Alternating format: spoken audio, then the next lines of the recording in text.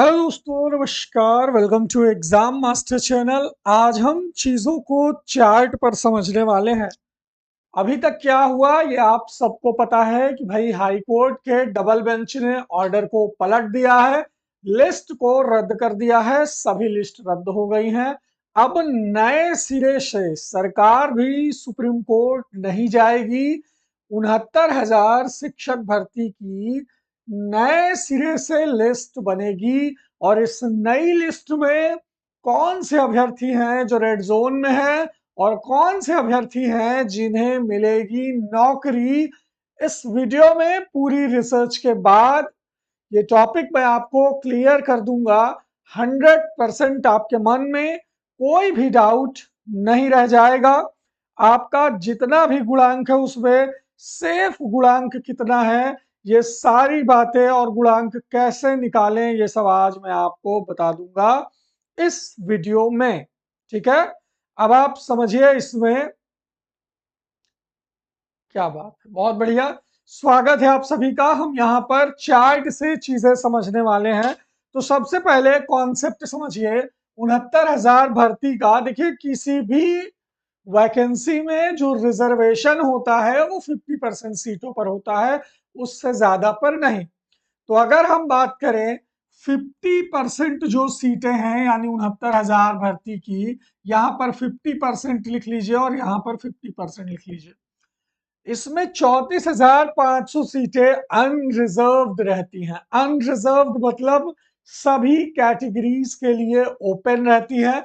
तो 69,000 भर्ती में 34,500 सीटें लगभग सामान्य या अनरिजर्व्ड कोटे की सीटें आप कह सकते हैं, और 34,500 सीटें ओबीसी की, एससी की, एसटी की, अदर की रहती है।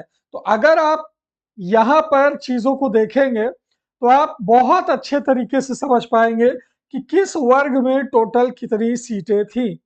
ठीक है, चलिए अब यहां पर देखिए जो अनारक्षित सीटें थी, ये 34,589 निश्चित पद थे। 34,589 पद थे जो निश्चित थे अनरिजर्व्ड में, और इसमें चयनित अभ्यर्थी जो अनरिजर्व्ड के हैं वो 20,301 चयनित है। कितने? 20,301 बच्चे चयनित हैं। ठीक है, अब आप यहां पर समझने की कोशिश करिए कि ओबीसी के लिए जो सीटें थी, ओबीसी कैंडिडेट के लिए जो सीटें थी वो 18,593 सीटें थी, और इतने ही छात्र ओबीसी में चयनित है। ठीक है, इसके बाद एससी में अगर देखा जाए तो 14,459 सीटें थी। 14,459। और एसटी में अगर देखा जाए तो 1,354 सीटें थी, और टोटल सीटें ये आपकी बन गई 69,000 सीटें। अगर आप 34,589, 18,593, 14,459 और 1,354 इनको आपस में जोड़ दे तो 69,000 वैकेंसी की ये टोटल सीट आपको पता लग गया।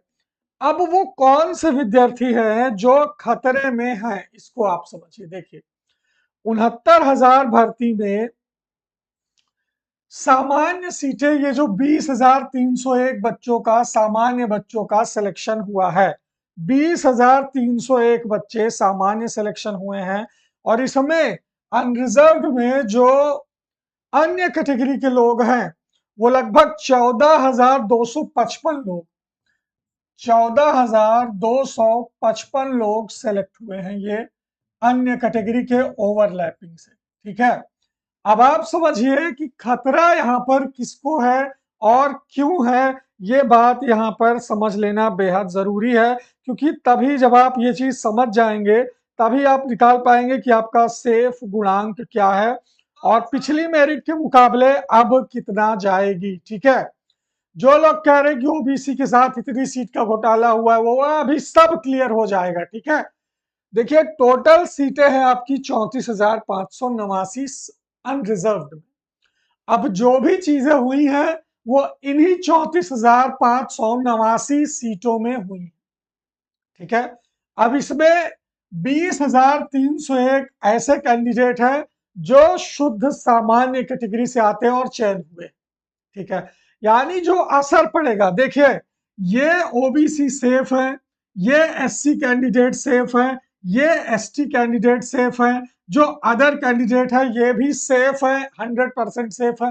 प्लस ये जो 14,255 जो ओवरलैपिंग वाले छात्र हैं, जो अन्य कैटेगरी के हैं, जैसे ओबीसी के हैं, कुछ एससी के हैं, कुछ अलग कैटेगरी के लोग हैं, ये जो 14,255 ये भी सेफ है। इनकी भी मेरिट पर कोई खास असर नहीं पड़ेगा, ज्यादा से ज्यादा इनका डिस्ट्रिक्ट चेंज होगा, बस इससे ज्यादा का असर इस पर नहीं पड़ेगा। ठीक, अब खतरे पर कौन है? खतरे पर इस 50% में 34,509 सीट में ये जो 20,301 बच्चे चयनित हुए हैं, जिसमें सभी बच्चे सामान्य कैटेगरी के आते हैं, जनरल कैटेगरी के आते हैं, इन बच्चों को हम रेड जोन में रखेंगे। इन बच्चों को रेड जोन में रखेंगे कैसे?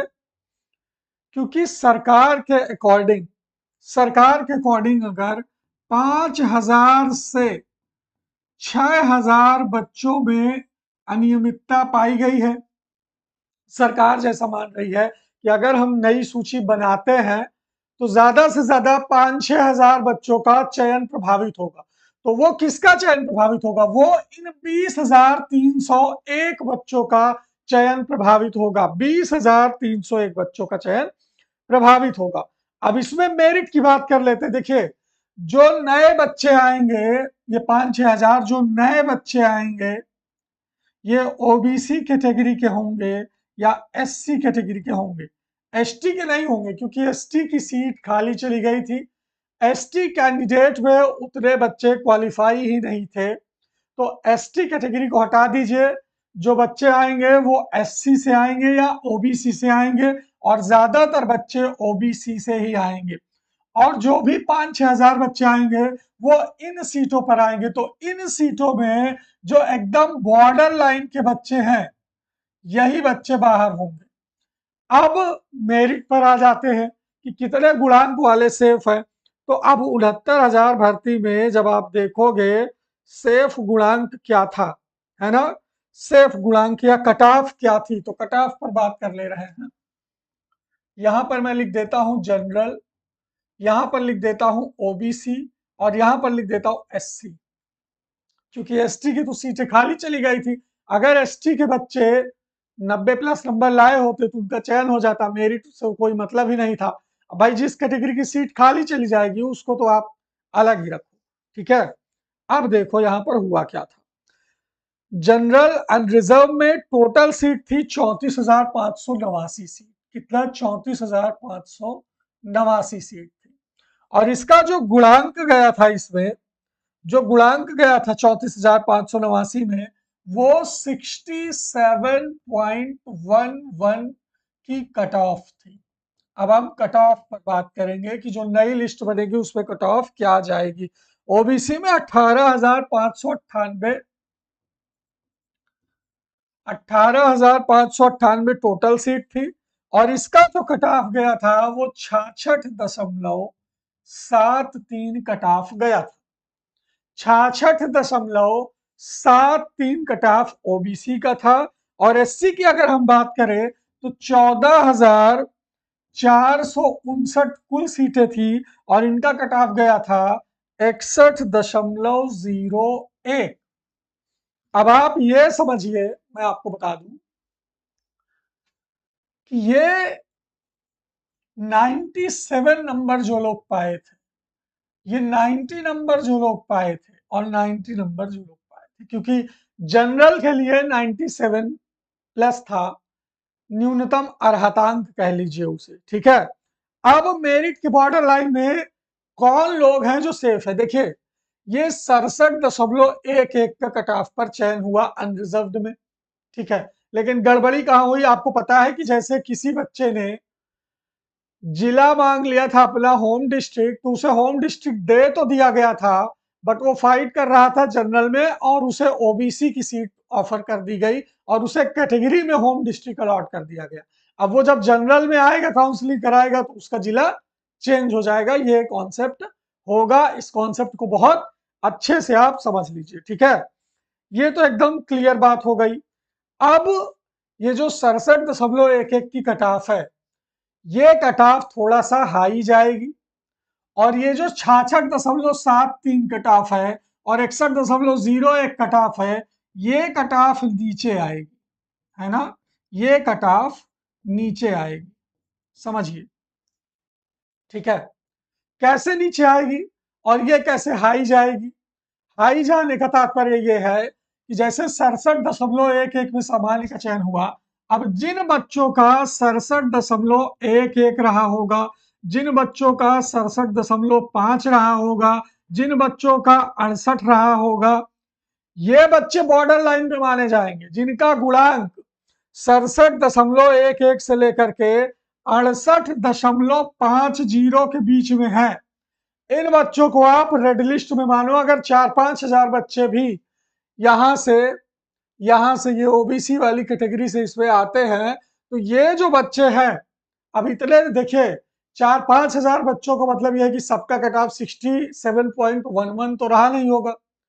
कुछ बच्चे ऐसे होंगे जिनका कट ऑफ 67.11, 67.12। तो मैं एक आंकड़ा आपको देता हूं रेड जोन वाले बच्चों का, जिनका सिलेक्शन, ठीक है। पहली बात तो वो सामान्य कैटेगरी के हों, दूसरी बात उनका जो मेरिट है वो 67.11 से लेकर अगर 69 के बीच है, 69 के बीच है, जी हाँ दोस्तों, 67.11 से 69 के बीच अगर आपकी कट ऑफ है, तो आप अपने आप को खतरे के निशान में समझो।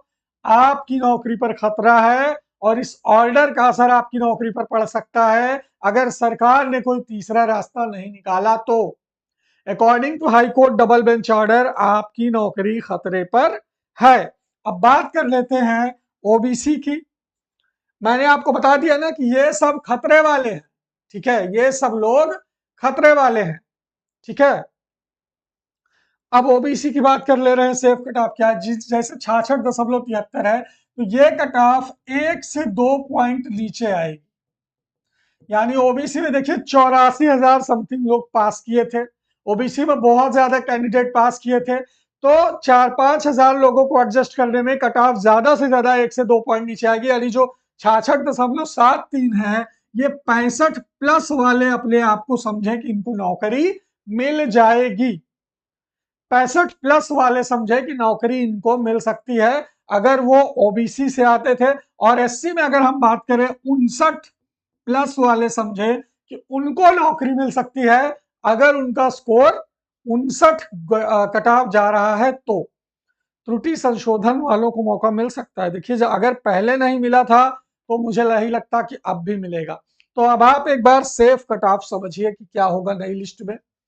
जनरल के लिए जो सेफ कट ऑफ है वो 69 हो जाएगा। ये मैं इसलिए कह रहा हूं कि 2-3 लिस्ट आई थी।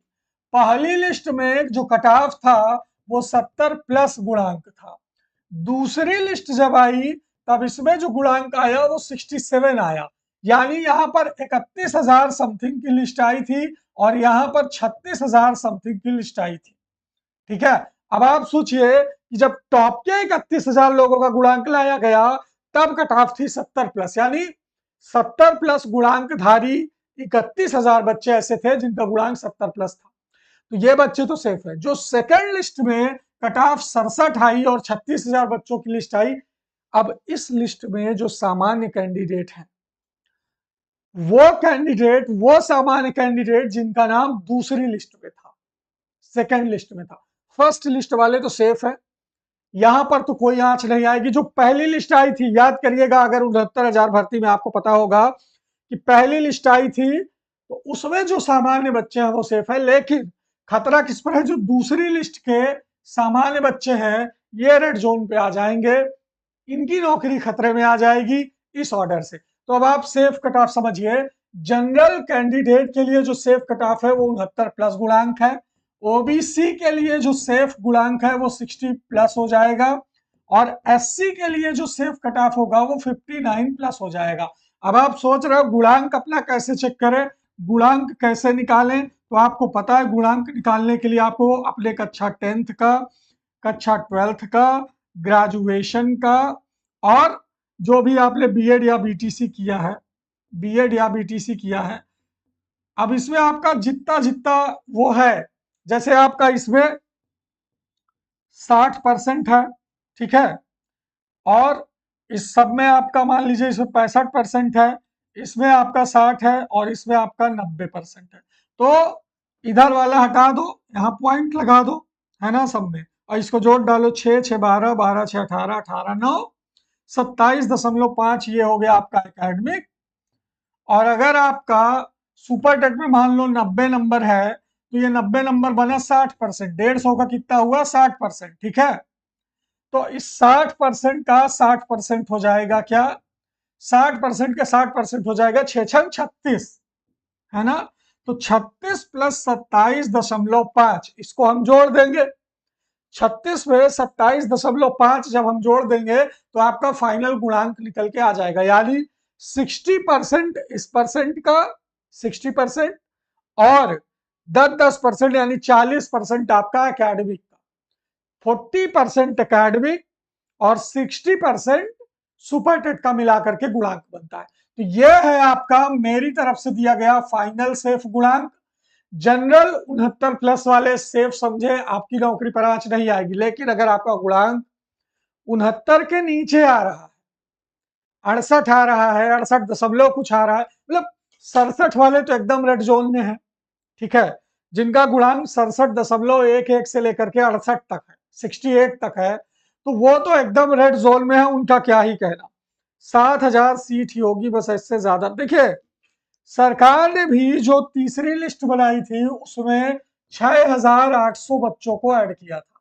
अब किसी भी हालत में इससे ज्यादा का चयन तो नहीं होगा, कोई भी लिस्ट सरकार बना दे, अब कोई सोच ले कि नहीं 19,000 ओबीसी भर देंगे, तब तो जनरल का एक भी चयन नहीं होगा, क्योंकि बेचारे जनरल 20,300 जनरल सेलेक्ट ही हुए हैं। आप इस डेटा को भी तो देखिए कि जनरल की सीटें है, मतलब मजेदार चीज देखिए ये है, मजेदार चीज ये है देखिए कि जनरल की जो सीट है वो कितनी है, 34,589 सीट है। कितनी कुल सीट है, 34,589 कुल सीट टोटल। और इसमें जो 34,589 में 19,805 जनरल सेलेक्ट हुए हैं।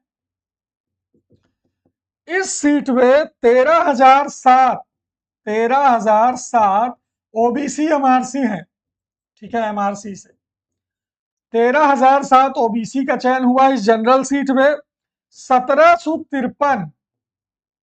1753 एससी जो है वो चयनित हुए हैं, और 24 सीट एसटी वाले भी ले गए हैं ओवरलैपिंग से। अब आप सोचिए कि जनरल सीट में 19,805 केवल जनरल कैंडिडेट हैं जो सामान्य वर्ग से आते हैं, और अगर आप कहो 19,000 सीट का घोटाला हुआ है, तो ये बेचारे क्या एक भी क्वालिफाई नहीं थे 69,000 भर्ती में, आप ये भी तो सोचिए। वैकेंसी आई है 69,000, उसमें आप कह रहे हो कि 19,000 घोटाला हुआ। ये 19,805 जो सिलेक्टेड कैंडिडेट हैं जनरल के, क्या ये पूरी सीटें घोटाले से भरी गई हैं? क्या एक भी जनरल कैंडिडेट जो है फाइट नहीं किया है 69,000 भर्ती में? ऐसा तो असंभव है, ये तो असंभव वाली बात है, आप ख्वाबों में जी रहे हैं, है ना। थर्ड काउंसलिंग जनरल की कट ऑफ देखो, उसके बाद बताओ ये सब। मैं फाइनल कट ऑफ की बात कर रहा हूं, आप पहली दूसरी तीसरी काउंसलिंग में जो है पड़े हुए हैं, ठीक है। आपको लग रहा है कि नहीं फर्स्ट सेकंड वाले सेफ है, थर्ड वाले बाहर हो जाएंगे, फोर्थ वाले बाहर हो जाएंगे, है ना, समझ रहे हैं। चलिए, तो मुझे लगता है कि अब आप इस फाइनल डेटा को समझ गए होंगे, है ना। जो फाइनल डेटा आपके सामने रखा गया, जो सेफ गुणांक आपके सामने रखा गया, इस गुणांक को आप समझ गए होंगे, ठीक है। अब सरकार को लिस्ट बनाने का काम मिल गया है, सरकार सुप्रीम कोर्ट नहीं जाएगी, सरकार आरक्षण को पालन करते हुए लिस्ट बनाएगी, और इस लिस्ट में कुछ बच्चे होंगे जिनका जिला आवंटन बदल सकता है, जिनका होम डिस्ट्रिक्ट से किसी और डिस्ट्रिक्ट चीजें जा सकती हैं, जिनका ट्रांसफर हो गया है उन पर भी इसका असर पड़ेगा ही पड़ेगा।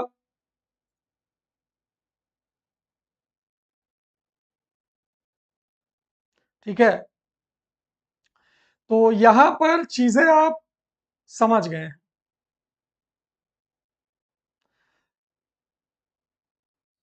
उत्तर कुंजी वालों का क्या होगा, अब इस पर सरकार निर्णय लेगी कि उत्तर कुंजी में जो सुप्रीम कोर्ट से याचियों का एक नंबर बढ़ा था उनका भी नंबर आ सकता है, अगर वो मेरिट में आते हैं तो। अगर एक नंबर बढ़ने के बाद भी आप फाइनल मेरिट से बाहर हैं तब तो कोई मतलब ही नहीं है आपका, है ना।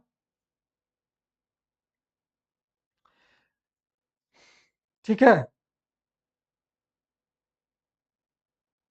चलिए, तो मैंने आपको जैसे प्रॉमिस किया था वैसे चार्ट पर चीजें समझा दी हैं कि किस कैटेगरी पर असर पड़ेगा और किस कैटेगरी पर कितना असर पड़ेगा। देखिए 5-6 हजार बच्चे अगर यहाँ से ओबीसी से इसमें आएंगे, अनरिजर्व्ड कैटेगरी में आएंगे, तो अनरिजर्व्ड के जो बॉर्डर लाइन के बच्चे हैं, और बॉर्डर लाइन के बच्चे कौन है, जिनका गुणांक 67.11 से लेकर 68 तक है। 69 वाले भी, मतलब 69 प्लस वाले तो सेफ ही समझे, जिनका 68 पॉइंट समथिंग है वो भी अपने आप को बीच में मिडिल लाइन में समझे। सबसे पहले 67.11 से कटिंग स्टार्ट होगा और फिर जितने बच्चे राडार में आते जाएंगे भाई प्लस ही होता जाएगा ना मेरिट। जितने बच्चे राडार में आएंगे मेरिट प्लस होता चला जाएगा। शिक्षा मित्र भी जनरल में 80 हजार है, जनरल में सिर्फ 12 हजार है। कहां से डाटा उठाते हो आप? टोटल शिक्षा मित्र क्वालिफाइड में आपको बता दूं, जनरल ओबीसी एससी के हिसाब से क्वालिफाइड बता दूं कितने क्वालिफाई हुए हैं। देखो, ये लो, आप टोटल क्वालिफाई बच्चों को भी जान लीजिए। जनरल, ठीक, जनरल में 36,614, टोटल 36,614 बच्चे क्वालिफाई हुए थे। ओबीसी में अगर हम बात करें तो 84,868 बच्चे क्वालिफाई हुए थे, ये डेटा है। और एससी में अगर हम बात करें तो 24,308 बच्चे क्वालिफाई किए थे। और एसटी में अगर हम बात करें तो 270 बच्चे क्वालिफाई किए थे। ठीक, ये टोटल बच्चों का क्वालिफाइंग वो है ना, पास, इतने बच्चे पास हुए। अब बीटीसी कितने पास हुए थे इसमें, बीएड कितने पास हुए थे इसमें, और शिक्षा मित्र कितने पास हुए थे इसमें, ये भी जान लो क्योंकि जरूरी है। तो बीटीसी जो पास हुए थे वो 38,610, 38,610 ऐसे बीटीसी थे टोटल। सभी कैटेगरी को मिला दो तो 38,610 बीटीसी पास हुए थे।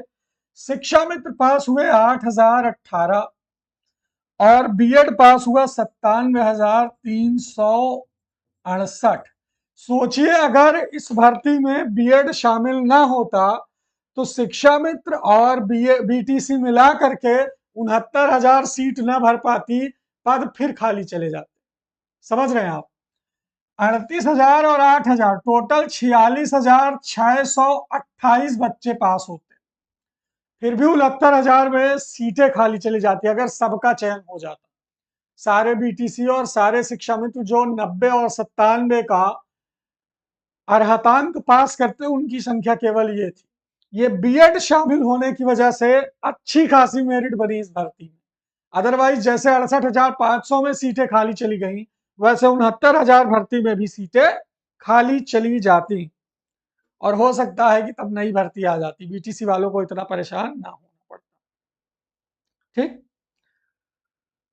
चलिए, अब सामान्य में जो जनरल में पास है 36,614, इसमें से चयन कितने लोगों का हुआ है 36,614 में? 36,614 बच्चों में चयनित बच्चों की संख्या देख लीजिए।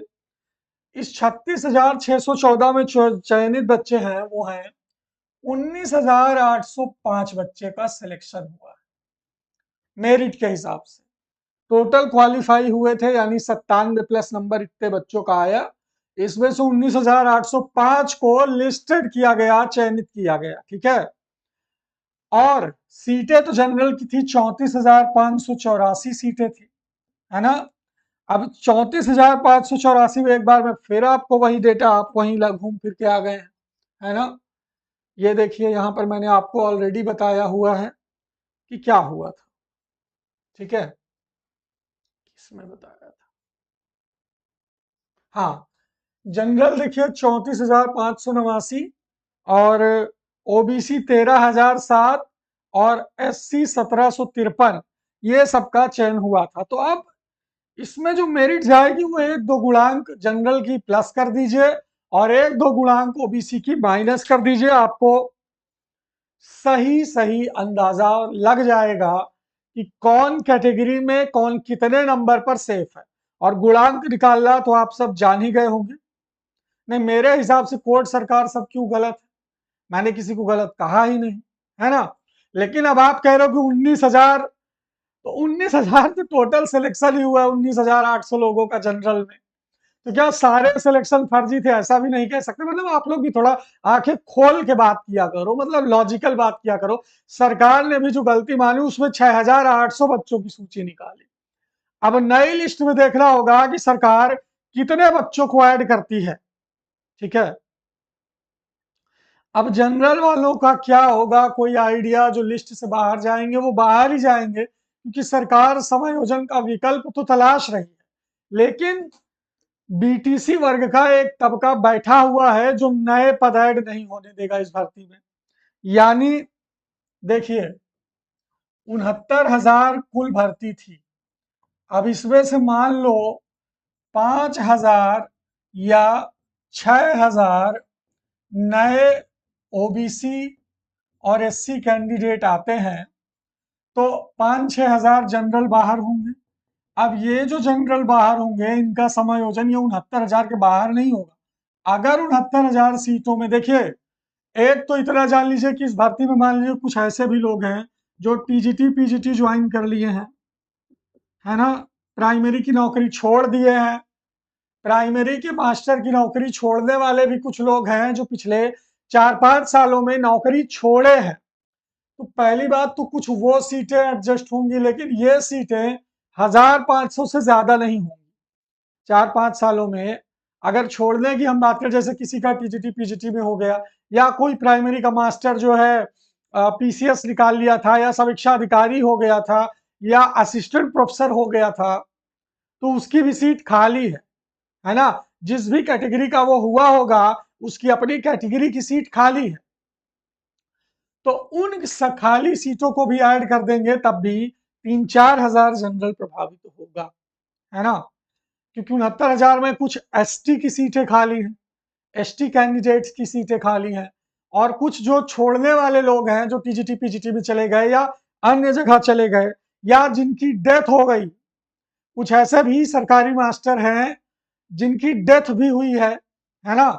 तो वो सारे डेटा और सारी खाली सीटों को अब भर दिया जाएगा, तो एक असर उस पर भी पड़ेगा।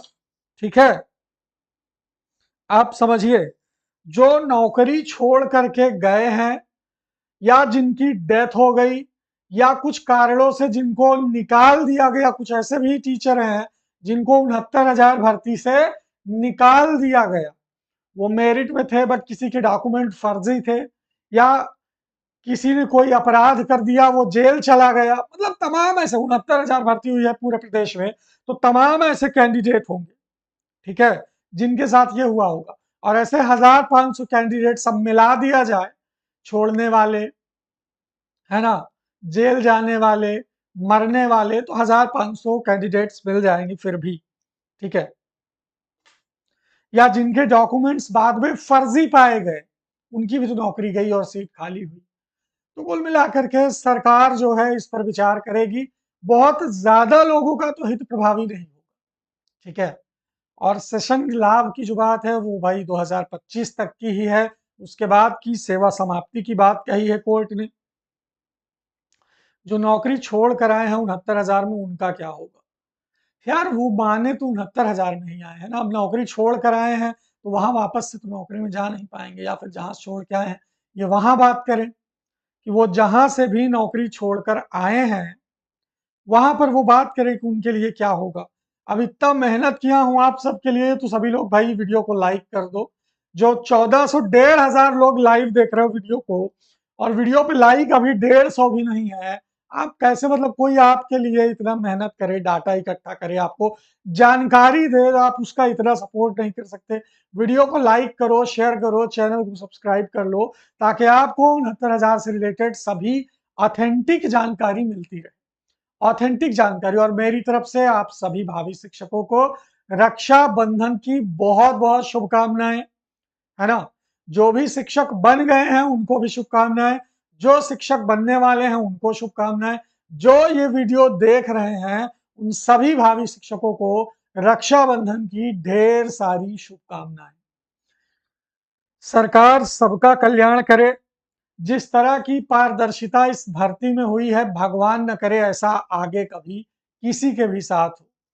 69,000 भर्ती एक ऐसा मुद्दा है जो मुझे लगता है कि सृष्टि के विनाश के बाद भी ये चलता रहेगा। जिस तरह से इस भर्ती में किरकिरी हुई है ना, जिस तरह से इस भर्ती में किरकिरी हुई है वो देखने समझने लायक है। ठीक है, तो थैंक यू सो मच, बहुत बहुत शुक्रिया आपका।